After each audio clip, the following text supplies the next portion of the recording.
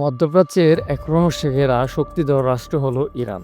এখানে প্রেসিডেন্ট থাকেন, পার্লামেন্ট থাকে, আবার সেনাবাহিনীও প্রভাবশালী। কিন্তু আসল ক্ষমতা থাকে এক হাতে।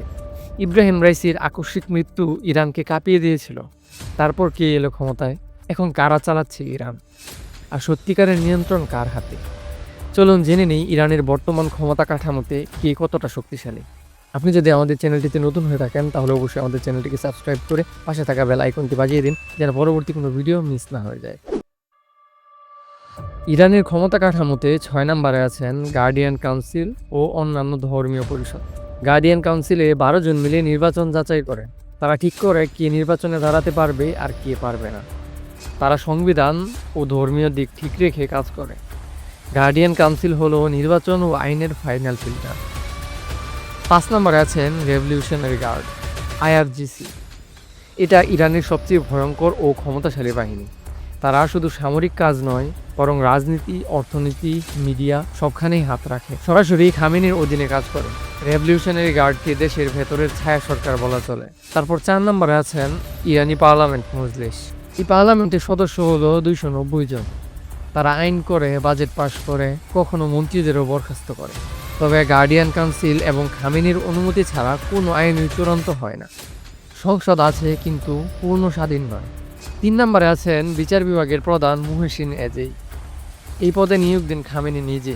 তার দায়িত্ব হলো আদালত, বিচারক নিয়োগ ও গুরুত্বপূর্ণ মামলা পরিচালনা করা। আইন কি বলবে তা এই বিভাগের হাতেই। তারপর 2 নম্বরে আছেন রাষ্ট্রপতি। ইব্রাহিম রাইসির মৃত্যুর পর এই পদে অস্থায়ী রাষ্ট্রপতি হিসেবে দায়িত্ব গ্রহণ করেন মোহাম্মদ মুখফের। তার দায়িত্ব হলো দেশ চালানোর, প্রশাসনিক কাজ, ক্যাবিনেট মিটিং, সরকারি সিদ্ধান্ত পরিচালনা। কোনো স্থায়ী সিদ্ধান্ত নয়। তিনি দীর্ঘমেয়াদে কোনো বড় আইন পরিবর্তন করতে পারেন না। শুধুমাত্র সরকারের ধারাবাহিকতা বজায় রাখা এবং নির্বাচন পর্যন্ত পরিস্থিতি সামলানোই তার মূল কাজ। তারপর 1 নম্বরে আছেন ইরানের সুপ্রিম লিডার, যাকে বলে সর্বোচ্চ নেতা, আয়াতুল্লাহ আলী খামেনি। ইরানের সবচেয়ে শক্তিশালী ব্যক্তি। 1989 সাল থেকে তিনি এই পদে আছেন। তিনি শুধু ধর্মীয় নেতা নন, বরং সেনাবাহিনী, বিচার ব্যবস্থা, নির্বাচন কমিশন, এমনকি রাষ্ট্রপতির উপরেও তার চূড়ান্ত নিয়ন্ত্রণ রয়েছে। প্রেসিডেন্ট কে হবেন তাও অনুমোদন দেন এই নেতা। খামেনি হচ্ছেন ইরানের আসল রাষ্ট্রপ্রধান, যার কথাই শেষ কথা।